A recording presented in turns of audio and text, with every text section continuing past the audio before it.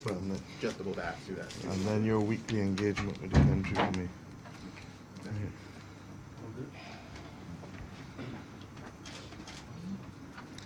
Thank you very much, and I want to thank my press secretary for facilitating this engagement. Yesterday, when I spoke to you on the issue of public transport, I indicated that I would report back to the country today. I didn't want to have, obviously, to blur the two messages, and I think you would appreciate that. But over the course of about 8 days, 9 days, I did trip to 4 cities: Montreal, Toronto, Washington, D.C., and Miami, to engage in a number of critical meetings on different fronts. At the end of last year, the government of Barbados changed 13 or 14 major pieces of legislation to bring to an end a regime that existed for decades, namely the international business sector as we knew it, international business companies, societies with restricted liabilities, etc. And we did this because of a commitment that had been given by the previous government to have them dismantled by the 31st of December 2018. We only discovered it well into the term, by about July, August, and Minister Ronald Toppin did a tremendous job along with the Attorney General in putting the Parliament in a position to be able to have those pieces of legislation changed.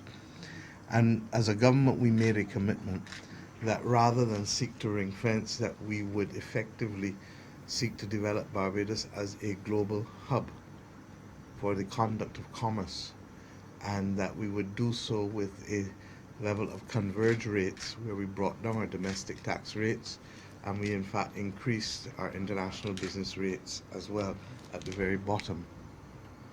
We knew then that putting in place the regulatory framework would only be one piece of the equation, and that we would have obviously to promote it. In January, the OECD deemed that we were compliant, and that, I must tell you, is the global standard setting body for good tax governance. We did have difficulties with the European Union, who then deemed us as a low tax jurisdiction, as you know, and in fact we've been engaging with them ever since with respect to their listing of us, and we hope that that will be reversed as we go forward. The bottom line, however, is that we needed to promote the new product offering and the new tax rates that we have, and Barbados as a domicile from which those activities could take place. Canada, as you know, has traditionally been Barbados's key partner in the conduct of international business, and we therefore met with all of the major accounting firms.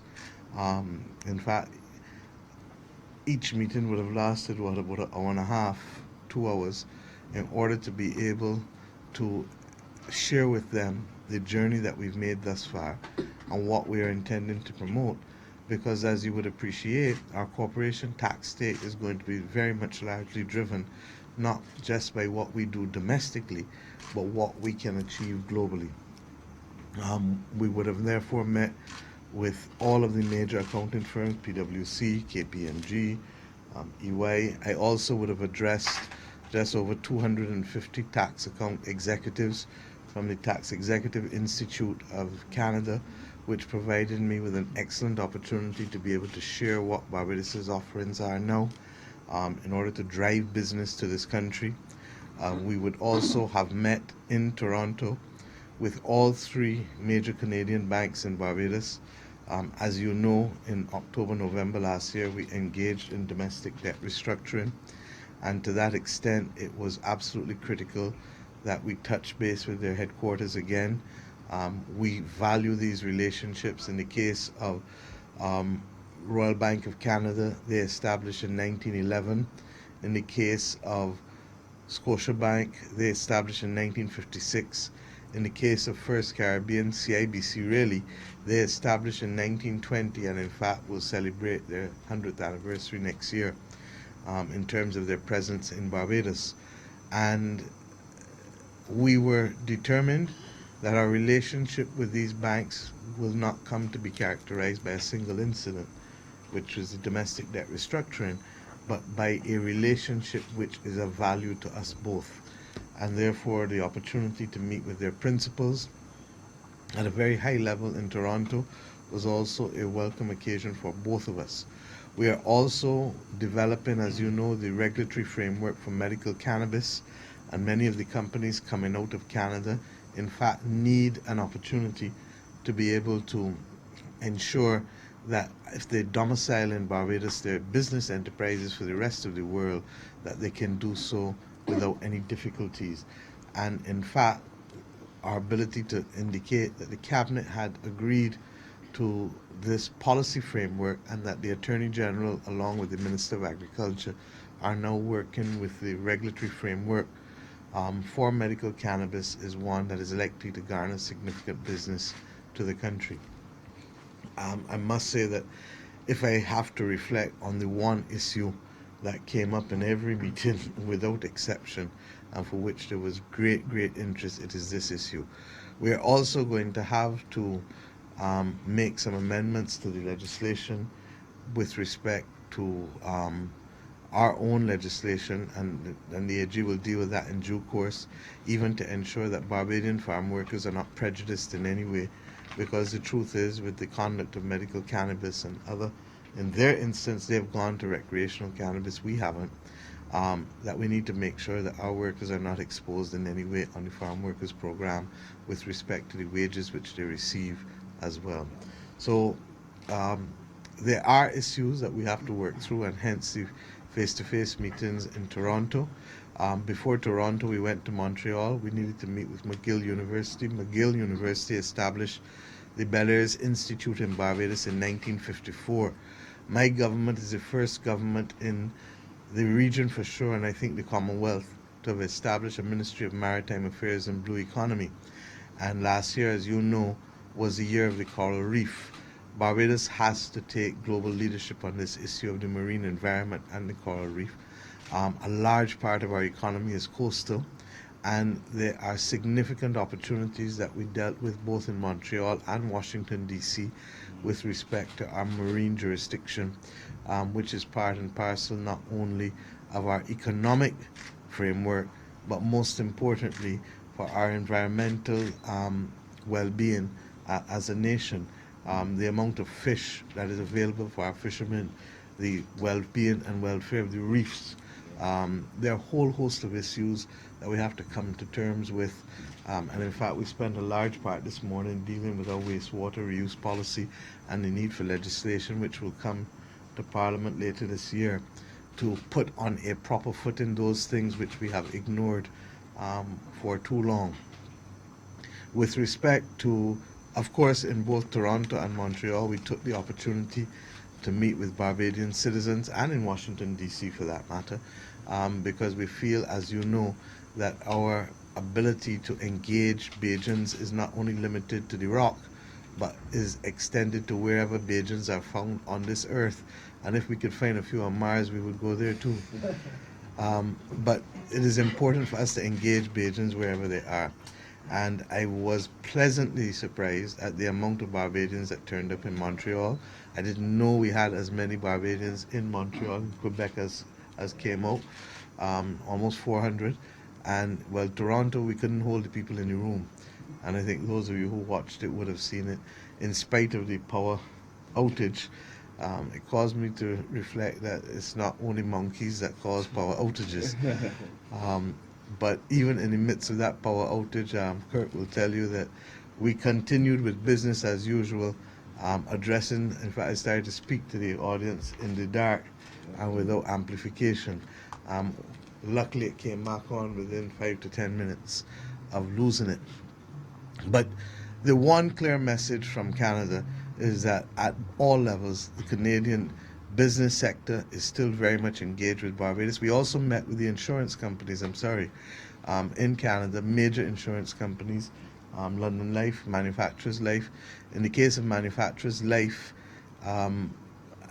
their first policy was sold in Barbados in 1893. Their first agent in Barbados was in 1903. And we are aware that there are issues that we will continue to work with them on because we value their presence as a substantive business in Barbados with employees, as we do London Life, as we do the other insurance companies. So all in all, I think it was a highly successful visit with respect to the accounting firms, the insurance companies, and the banks. The schedule was exceedingly hectic because it effectively allowed us as a government to share with them for the first time not only what our perspective was as a new government, but more importantly as well, what we are doing given the amendments to 13 major pieces of legislation that changes the conduct of our business activity for the last 3 decades. So that took us effectively from the first part of the trip, first 4 days. We then went to Washington, D.C., and there to have IMF and World Bank meetings, as well as meetings with Nature Conservancy. The Nature Conservancy is a highly esteemed charitable entity that across the world does work to protect the environment, both the land environment and the maritime environment. Seychelles became the first country in the world to do a debt for nature swap. We have been in discussions, Minister Humphrey has been in discussions with the Nature Conservancy for the last 2 or 3 months with respect to the possibility of doing a debt for nature swap, maritime this time, whereas most countries talk about, and you saw it in the Amazon with Brazil and other countries, they talk about terrestrial natural protection. In our case, it's marine protection. We've said our maritime jurisdiction is 424 times the size of our land base, 166 square miles, the rock. And we have therefore to ensure that Barbadians can continue to live in harmony with the ocean, but also as a result of the ocean. That's what fishermen do. That's what water sports operators do. That's what hotels do. I mean, we can go on and on and on about the benefits. And we haven't even talked about the oil and gas sector, which is a discussion for another day. The good news is that all of these things can continue to be done. But in the same way that we have a town planning department on land, we have to consider having a marine spatial plan. And a marine spatial plan can take 3 to 5 years to settle. We've not formally agreed to it yet. Last week was about carrying out the conversation. I had never also met with them yet as Minister of Finance. I did so with the Director of Finance and Economic Affairs and the other officials, as well as Minister Humphrey. And I'm happy to say that I think we have a platform for engagement that will be of benefit to them as well to us. What is a debt for nature swap? Effectively, that they will take certain amounts of our debt, and that the reduction in the cost of the debt to us, instead of it coming to the government, goes to a major international trust that we form. And that trust, I shouldn't say international, a major trust that we form, whose purpose is to take care of the maritime environment in this instance. So they will use the income from the trust to help and work with fishermen, to work with the rebuilding of the coral reefs, to do all of the things to make sure that without prejudice to whatever policies the government carries out, that they in fact are taking care and preserving the maritime environment. So it's a completely new dimension. As I said, the only country in the world to have entered such an arrangement has been Seychelles. I know Grenada has been in extensive discussions with them as well for some time, but we hope to be able to bring this to resolution over the course of the next few weeks, and to work towards the development of the planning out of a marine spatial plan that will allow all the stakeholders to come. And as I said, this doesn't preclude any type of activity, so Barbados can still ostensibly pursue its oil and gas blocks on the deep southeastern waters in the exclusive economic zone, but it really just allows for order in the development. We also had extensive meetings with the IMF and the World Bank. As you know, we are in the extended fund facility.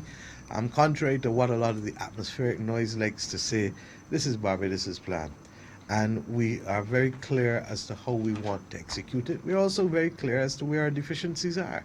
I have said to the country over and over that we have a defect with respect to how we have developed the Customs and Excise Department. The Customs and Excise Department has had studies literally done on it, two in 2013, one in 2018 before we became the government, and none of those three were acted upon. We had a revised version of it given to us about 6 weeks ago, and we have already taken significant action with respect to it. One, we have, and I've received the draft, and God bless them, the draft Customs Tariff 2017 order, which the Ministry of Finance now has to go through, and that's thousands of pages, because what it does is to look at every item that's potentially can be imported into Barbados and to set it in the context of our tariff structures. We were operating on a 2007 tariff, and since 2007 there was the 2012 one, which was just ignored. So we're trying to bring Barbados into a modern framework with the customs tariff over the course of the next few weeks. And it is for the Ministry of Finance now to go through line by line that which has been prepared to make sure that we are putting the appropriate tariffs. There are different changes to categorization of different items. It's a highly complex process, but one that we are satisfied that we could do. That was the one that I was told that would take 6 months to do for one man. And I said, fine, take 6 men and do it in 1 month.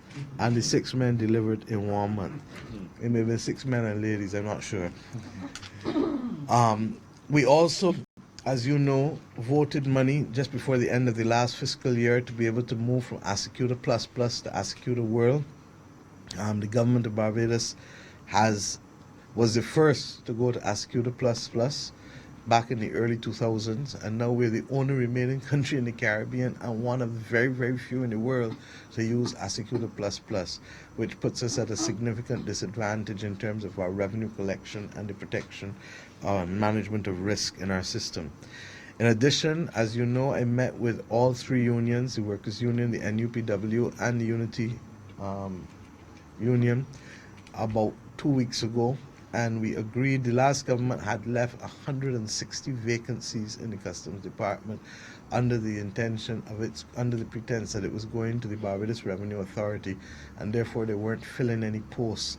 It has left us naked in the Customs and Excise Department, and in addition to leaving those posts vacant, there has been no appointed controller of customs since the year 2006 working in the Customs and Excise Department. For 13 years, the senior management of that entity has been in Hollywood, acting. We are hoping to bring that situation to an end very shortly. But secondly, what we did was to correct a very wrong situation for which the unions had been complaining for 15 or so years. And that is that a number of clerical officers were doing customs officers' duties, but still designated as clerical officers. In many instances, they wear customs uniforms, but have been treated purely as a clerical officer. As a result of that, 2 weeks ago, I created 138 posts for clerical officers, for customs officers, to be able to accommodate these clerical officers. And in the instance where the officers are there over the threshold, they can immediately go to be qualified as customs officers 3, which was previously the lowest ranking of a customs officer in the Customs and Excise Department. In spite of all that we have done, there is still a lot more to be done. And therefore we requested a permanent consultant, and the Canadian government graciously agreed through the IMF to be able to assist us with the provision of 3 long-term consultants. 1 to work in customs and excise, 1 to work in the Barbados Revenue Authority, 1 to work in the Ministry of Finance and Economic Affairs as a macro-fiscal consultant. And those 3 people are critical, if only because, and this is perhaps one of the best kept secrets in the country in the last decade, Barbados faced the highest rate of retirement, early retirement, by public officers in the last decade than at any stage since its independence. Senior public servants chose to go home before they reach retirement age. And you have to ask yourself, why so many did? a Director of Finance, a Permanent Secretary in the Ministry of Finance, PS Foreign Service, PS Education, PS Investment, PS Health, Chief Education Officer. I can go on, PS Security. I can go on and on and on. And in many instances, many of these persons are still not yet at retirement age. Okay? But they chose to leave. And you have to ask yourself, why did so many people choose to leave the public service in the last decade? Now, that's perhaps you may say of academic interest. The consequences of it are this, that persons were then forced into positions, sometimes 2 levels, sometimes even 3 levels above where they were, without having the requisite process of training and experience to prepare them for the task. Now, these are good people in many instances, but however good you are, when you get thrown in at the deep end, it takes time before you perfect your strokes. So for those of us who were thrown in at the Old Harbour Police Station when there was no beach there, as difficult as it may be for some people to recall that there was a time when there was no beach on that Bay Street or Bronx Beach. And at 3 years old, I recall being thrown in by Lorenzo Bess. And when he threw us in, you just had to sink or swim. Now, in a very real sense, that's what has been happening to a number of senior public servants who were then catapulted once these people left.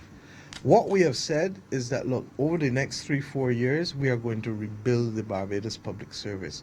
And we're going to do it in many different ways. One of the ways is the request of technical assistance, which partially is what we discussed last week, in order to be able to have those full-time people here. In some instances, we want assistants coming in part-time, and I've negotiated that for the Statistical Services Department too, because the best policy comes from good data. And if you don't have good data, you can't plan good policy.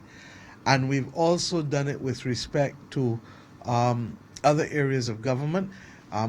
As chair of the University Grants Committee 2 weeks ago, I would have settled with Cave Hill a budget that also sees them being able to put on strategic retraining for different parts of the government through public servants. It's not so much getting people with master's degrees or doctorates. So that's not what we need. We need people trained for purpose. And we need to change how the public service works, and we're working to do that too. Because who tells public servants when they come on what is required of them? What is their mission? And up to yesterday in the transport sector meeting, I discussed it again. So that we need to literally review how we deal with the public service, which is the subject for another conversation with the new commissions that we've put in place and the new arrangements institutionally with the Ministry of Public Service. Suffice it to say that last week was about being able to close the technical assistance, the request for the technical assistance to continue to strengthen the Ministry of Finance and Economic Affairs, the Customs and Excise Department, and the Barbados Revenue Authority in areas where we need in order to be able to enhance our capacity and indeed our responsiveness as institutions in a way that will make the lives of Barbadians and Barbadian companies interacting with them more effective. We also use the opportunity to engage, as I said, with the Nature Conservancy. We also engaged with our debt, foreign debt creditors, our foreign creditors, to discuss the issue of our foreign debt restructuring. And that is a process, as you know, and that process continues, although I'm hopeful that we are closer to an end than we were. And the government will be making statements on that in a few weeks' time. And that's all I'll say at this stage on that. But that process was a critical meeting that we had to have while in Washington, D.C. as well. And then, of course, I was invited to do 2 major speeches. One that I did to literally the top debt lawyers and academics in the world with respect to the experience of Barbados and the debt restructuring. And I think that at Georgetown University, and that went down exceedingly well as well. So all in all, that was the Washington, D.C. component.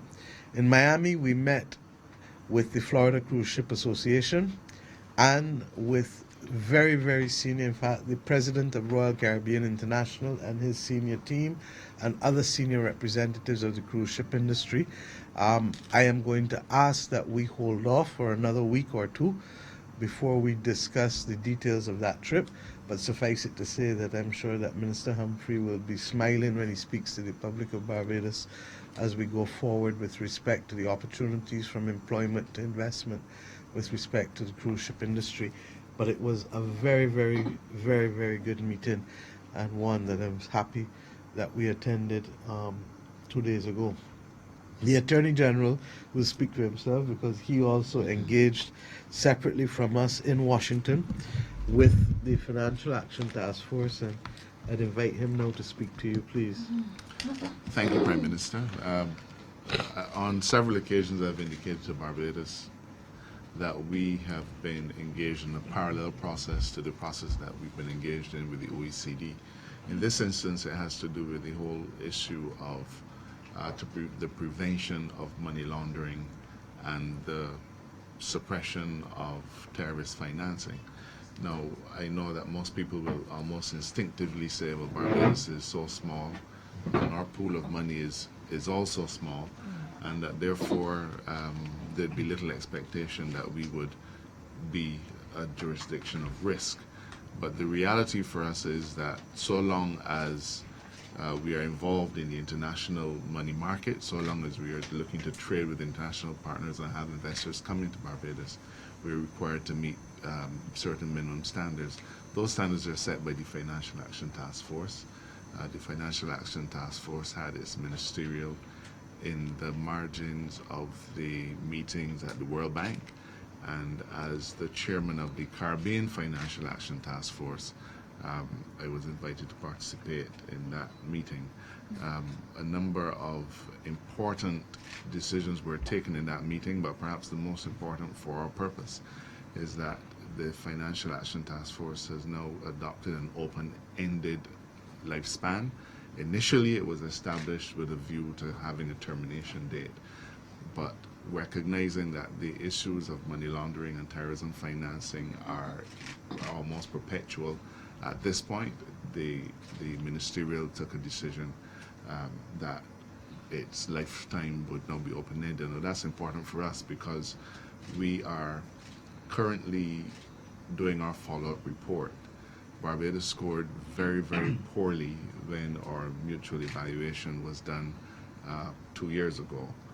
We are currently engaged very actively in trying to score as well as we can in the upcoming evaluation. That's a plenary that will happen in Trinidad next month. That report has been done, but then we have to be rated by an October plenary by the FATF in Paris, and therefore it was important for Barbados to participate in the ministerial and become fully engaged. One of the criticisms that the international arena constantly makes of jurisdictions like ours is the absence of continuous engagement. We only raise our heads above the parapet when something happens, but never take the trouble to be constantly engaging with these international bodies so that we are always attuned as to the shifts, the shifting in the wind, and perhaps sometimes is important, the developing of relationships so that we can have confidence in each other as we go forward. I'm optimistic that in our review at the end of May, that Barbados will score very highly in the upcoming rating. We've done a tremendous amount of work. Last week, Parliament passed 2 pieces of legislation, almost as we had to do in December of last year. A lot of the things that we have to comply with are in many respects statutory, and on Tuesday in Parliament we're going to be doing a further 3 pieces of legislation relating to the financial arrangements and so on. This work though is continuous, and even as we're going to deal with Cabinet today, Cabinet is going to be invited to look at further pieces of legislation that will be required to be changed so as to allow Barbados to meet the minimum standards. If you may want to further explain how this affects the ordinary man and woman in the Well, yes. conduct of their affairs. And that's perhaps the challenge. Most people don't see the connection between our obligations. And one of the ones that is perhaps most stirring is the fact that if we do not meet the standards required or set by the FATF in relation to money laundering, it's not just the concept of being blacklisted, but in fact the very companies that the Prime Minister spent much of her time last week meeting with will then consider Barbados to be a high-risk domicile or a high-risk jurisdiction which does not treat to the issues of money laundering seriously. If our banks took that position, if our many insurance companies took that position, then essentially it means that their relationships with far more valuable customers, far more valuable jurisdictions would suffer, and Barbados was seen as being the weak link in the chain, and therefore we will lose the correspondent banking. Companies will not come to Barbados. Now, what does that mean? It means that when you want to buy a new cell phone, you can't get it because it's to be bought in US dollars. When the hospital wants medication, you can't get it because it has to be bought in US dollars. When you want flour to make bread, so every element of our ability to connect with the outside world in terms of trading, even to buy fertilizers to grow our own vegetables, every single element will be put at risk if we don't meet these standards. So while it may seem a little slippery for some people, there are very, very serious consequences if we do not bring Barbados up to the standard that is set by the FATF. And I have to say that unlike the OECD, the FATF is a participatory model, so we are actually involved, as in the ministerial, in helping to craft the decision making, unlike the OECD where we don't even have a seat at the table. The EU. Yes, the EU. The bottom line is that in all of these matters, therefore, they are fundamental to the nation's and to the average person's ability to conduct business as usual. Because if the banks debank you, unbank you, whatever the word is, then we have a problem. I'm just going to ask the Minister of Humphrey if he wants to add to the engagement with Ida McGill of Nature Conservancy or the cruise ship people. Thank you. Effectively, all theatres he was active, as well as his engagement in the seminars. Thank you, Prime Minister. The Prime Minister and I. Oh, sorry. My turn.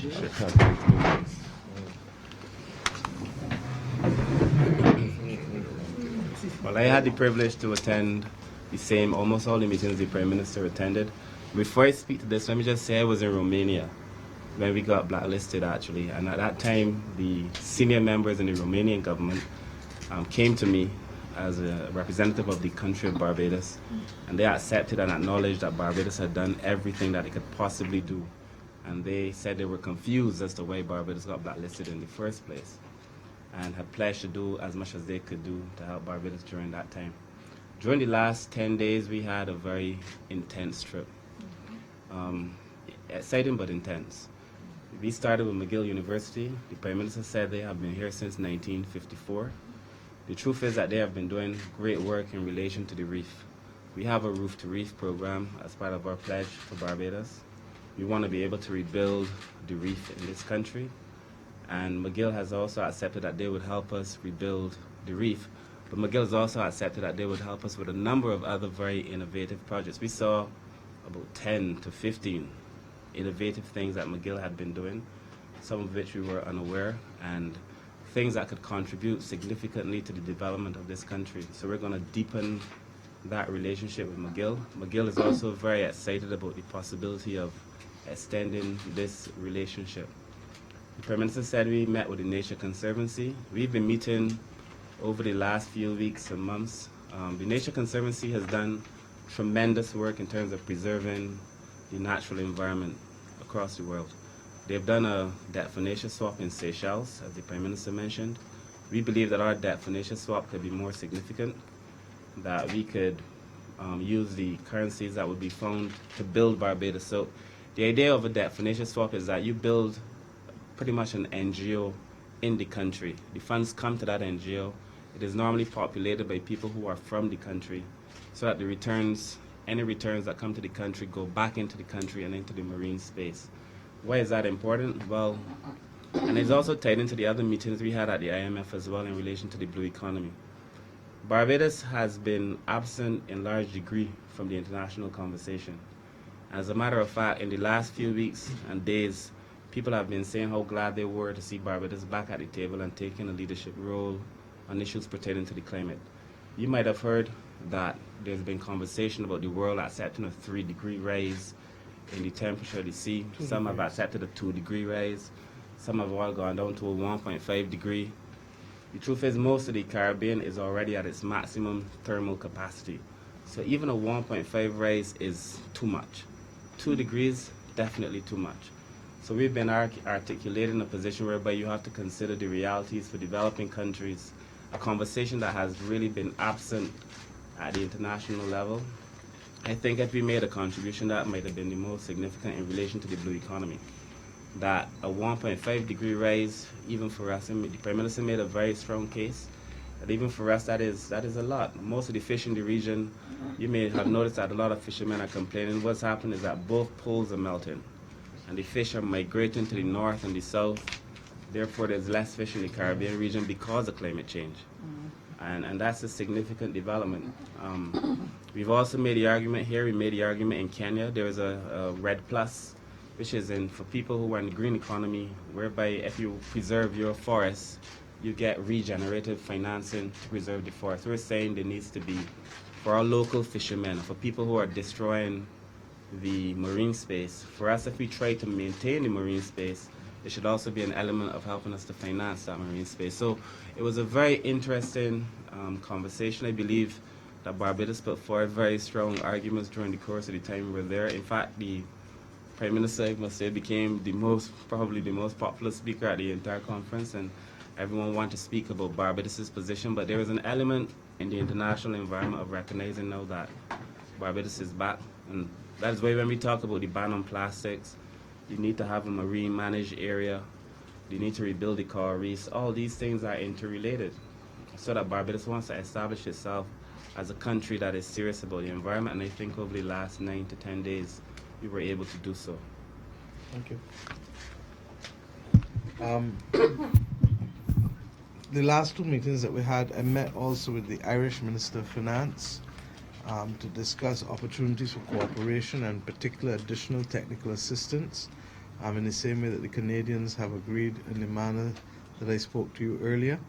And then I also met with the Senior Vice President of the European Investment Bank, who would have discussed with us. As you know, the EIB has a representative in Barbados. It has helped with the Water Authority. It has helped with other entities in funding over time. And Barbados will do limited borrowing as we go forward. But the Inter-American Development Bank, the Caribbean Development Bank, European Investment Bank, and CAF, the Latin American Development Bank, are the 4 major primary partners that we have. The EIB doesn't only lend to the government too, though. It also lends to private companies like the Barbados Light and Power in the past. And it is also engaged here with not just national projects, but also regional projects. And as the lead Prime Minister for the single market and the single economy, I also had to engage in discussions with them on opportunities within the transport sector, in particular with respect to the EIB and its role in the region. So all in all, I don't think we've covered everything, but I've given you a good glimpse of what the last 8-9 days were about. It was hectic, it was grueling, but it was very much worth it in every respect in terms of the protection of our reputation, particularly within the international business sector, given the actions of the EU with respect to looking for new platforms for business with Barbados as a global hub for commerce, both with our traditional partners in traditional industries, but also in new sectors such as medical cannabis, with respect to our relationship with the IMF and the World Bank, particularly as it relates to technical assistance and just continuing to fine-tune the relationship, and then, of course, using the opportunity in the corridors to meet with those other people, other ministers from the region, which was critical. In fact, I argue that you tend to see most CARICOM finance ministers there rather than in the region. But also then with others from outside of the region. We met briefly with Canada's Minister of Environment, as well as Canada's, the Irish Minister of Finance, in substantive meetings. And it's not something that you look forward to, but it's one of these necessary things if we're going to create opportunities for the country for jobs and for protection of reputation and enhancement of reputation. Okay, are there any questions? Oh, thanks. Yeah, I'll do it. Yeah, please. We're in the process of working through that now. So I don't want to speak in advance. Suffice it to say that when it is done, you'll be the first to know. Mr. Humphrey, about 5 more years ago, there was a lot of discussion from a group who wanted to, I guess they were engaging government in setting up a marine park. And they had meetings with all the major players involved, fishermen, jet ski operators. Is that still on the table, or that has been scrapped and you're starting afresh? No. We haven't scrapped anything. In fact, since then, we've had, in the recent past, a lot of interest in the Carlisle Bay area. Yeah. I think that was to be in the Carlisle Bay area. We've had that, we've had other interests, but we've determined, for the most part, for the usage of that space, but one, that's going to be part of the marine managed area. So there's going to be an NGO set up basically to manage that area for us to make sure it's managed well. But in relation to most of the things that we do there, it's going to be through RFP. So Tell them what RFP is. a request for proposal. So the it's transparency. It's transparency. What happens is that oftentimes in government you may get an unsolicited proposal. Somebody says, I want to do this, and you go and you do it. And it doesn't allow sometimes for other people to have the opportunity to make a similar application. So we're going to go out to RFP for a number of things, not only in that particular area, but a lot of usage of the marine space that would allow them and other people to be able to come in and make a bid. You would appreciate though that 5 years ago is a long time, and since then a lot has changed. Technology has changed, the usage of the space has changed, so we're going to go for RFP for the usage of the marine space and a lot of these things. That's the government's commitment to transparency. I have a question in relation to, you mentioned earlier that we had a lot of interest coming up in relation to the marijuana, medical marijuana research. What is it that we're hearing? Is it that companies are eager to come to Barbados? It's a combination of things. Some of them want to continue to domicile in Barbados. As you know, a lot of Canadian companies, Barbados is perhaps the jurisdiction that is the second or third most popular for Canadian companies that want to engage the world, for them to domicile here. And clearly they can't domicile here if it is not legal. Secondly, some of them want to participate with Barbadians in Barbados to be able to be part of the medical cannabis sector. And we've made it very clear, yes, we welcome people, but we're also going to ensure that we create opportunities for Barbadians to invest in this new sector as well. But secondly, that our development of the medical cannabis sector has to be distinguished on 3 platforms. One, that Barbados needs to see itself as a research and development center in the same way that Canada and Israel in particular have, because the science and technology in agronomy is something that is intrinsic to us. I keep making the point that in the 19th century, Barbados was the leading country in the world with respect to research and development of cane, sugar cane, and cane breeding, and hence that center in St. George. 2, that separate from R&D development, that we need to see ourselves as a domicile for persons engaged in this activity because of the global commerce to which I just referred, and it ties into what many of the Canadian enterprises want to do in terms of structuring out their businesses to engage the rest of the world. And this is a natural extension of what we have been doing previously in the international business sector, but now we have one sector. It is a business sector, whether it is local or international business, it is the same sector.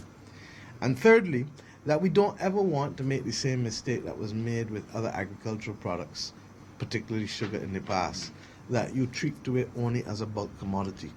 that if we are going to have a medical cannabis industry, then it needs to be a vertically integrated industry as well.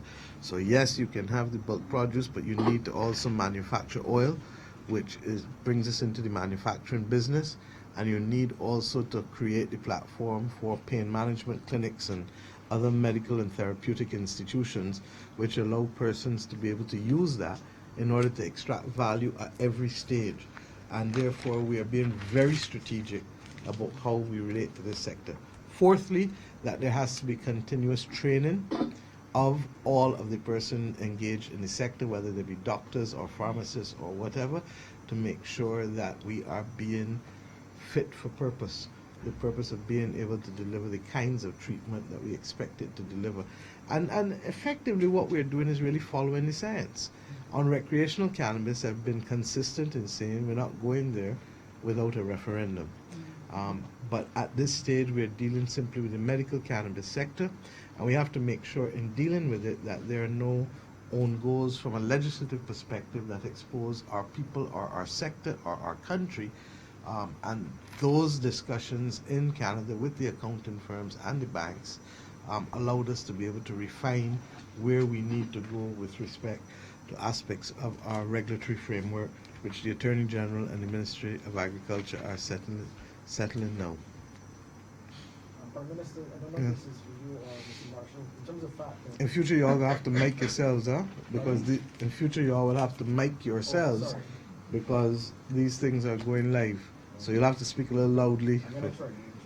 I know you like me and Kurt, we've come back with some kind of bug as well. So clearly it was going about here as well. Yes, it was. It still is. In relation to what you mentioned about fact, normally we hear that goalposts is often being moved. And the AG mentioned that. FATF. Pardon? FATF, not fact. FATF, sorry. But in relation to the legislation moves that we're making now, is this going to keep us in good stead for a little while, or we might see a shift in our request coming in? I think our experience over the last years, from the time we first had to deal with the challenges in the OECD, have shown that the goalposts often moves. And sometimes they move as a result of technology, and we mustn't fool ourselves. As soon as you put a set of standards in place, somebody will try to find a way to get around them. So we must never be so naive as to think that any solution is one that is permanent and will forever eliminate the threat. But at the same time, one of the challenges of small states like ours is our ability to respond every time the standard setting body says change the standard. Those responses are not just legislative. We can go to Parliament and pass a new law, but then we have to give that law teeth and body and being. Sometimes that requires us to establish posts in the public service to do monitoring. The Prime Minister has made it clear that we're not going in those directions. So it is often, I use the analogy of Sisyphus, who was forced by the gods to roll a stone up a hill every day, and at the end of the day the stone will roll back down, and the next day he has to start all over again. We're accustomed to having to respond as and when changes take place. We are making our interventions in our statutes and our structures so as to be able to meet the current set of FATF standards. But I've just indicated that the FATF has made a determination that its agenda is now open-ended, and therefore they will continue to monitor and to determine what best practices will be going forward. So we simply have to recognize that what we do now will put us where we need to be at this point in time, but there's every possibility that as the terrorists come with innovative ways to finance terrorism, as the criminal element comes up with new ways to effect money laundering, we always have to be willing to change how we operate so as to plug any holes that might arise. Okay. I have one more question. Last one? Yes, in relation to the development partners that we have, the four major ones, there was a study that came out recently from the IDB that Barbados will need millions to upgrade the sewage, transportation and such. You needed the IDB to tell you that? No, we're aware, but you mentioned that we're in discussion with the EIB. on the transportation specifically. Well, Could we're you in give us- discussions with everybody, Marlon, but and could you give us an idea though as to how much funds we're looking at that we would? I know, Going forward, or how because soon? I'm not in the business of selling papers for you. I'm in the business of being able to run a government. And running a government means going where the policy takes us, where the data takes us, or where the information is. And I understand that you need a sexy headline, as numbers make sexiness. But I regret that I can't offer you that opportunity to have a sexy weekend this Easter weekend. So let us agree that when we are in a position to update, the one thing this government has done, and I thank you for this bridge to where I wanted to end. The one thing this government has done has been to try to keep the public informed. And you have that assurance that we will continue to do so. The discussions with the EIB on the transport sector are preliminary, okay? But by the same token, there are very few entities that the region as a whole can borrow from with respect to regional projects. The Europeans, in spite of everything else, have remained engaged with us, and they understand the dynamics of a single market because they themselves have literally managed a single market and a single economy for decades. So when we are ready to speak on that, rest assured that we will be. In today's world, I know everybody expects instantaneous gratification or success, but the truth is that some things will take time. I said that we will keep you informed largely because I made the determination a month ago to invite Mr. Roy Morris to be my press secretary.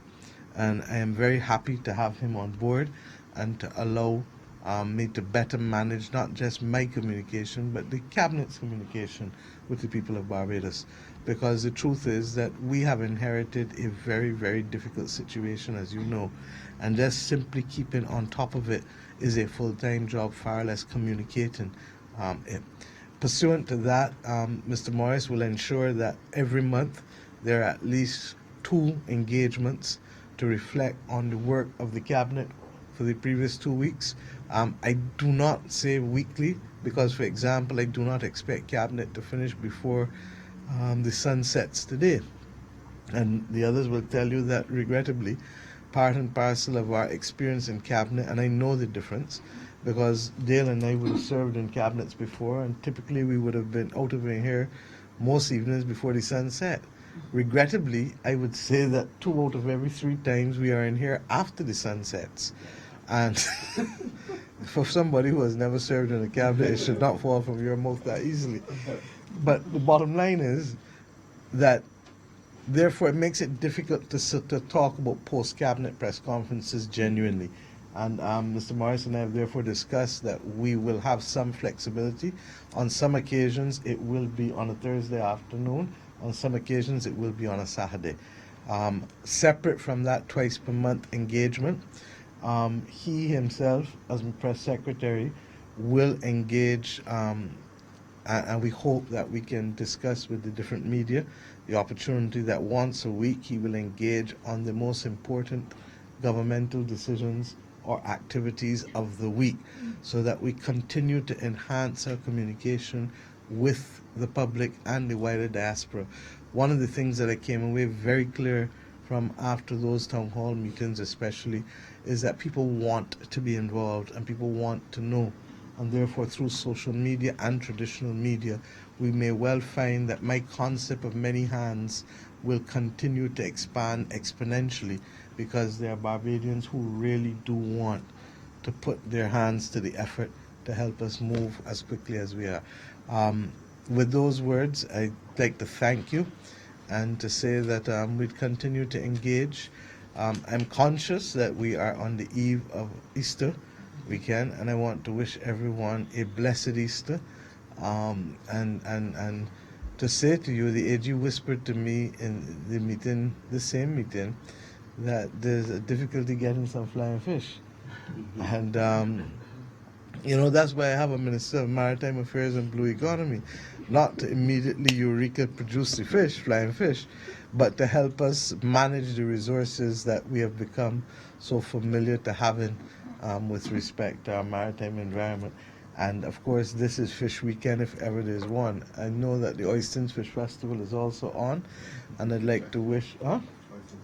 Oysters Festival, sorry. Yes, I've dated myself by referring to it as the Oysters Fish Festival. But I'd like to wish them a successful weekend, and to all Barbadians who go there to be able to enjoy themselves and to do so in a way that is respectful of all. Thank you, and a blessed Easter to each and every one of you. Take care.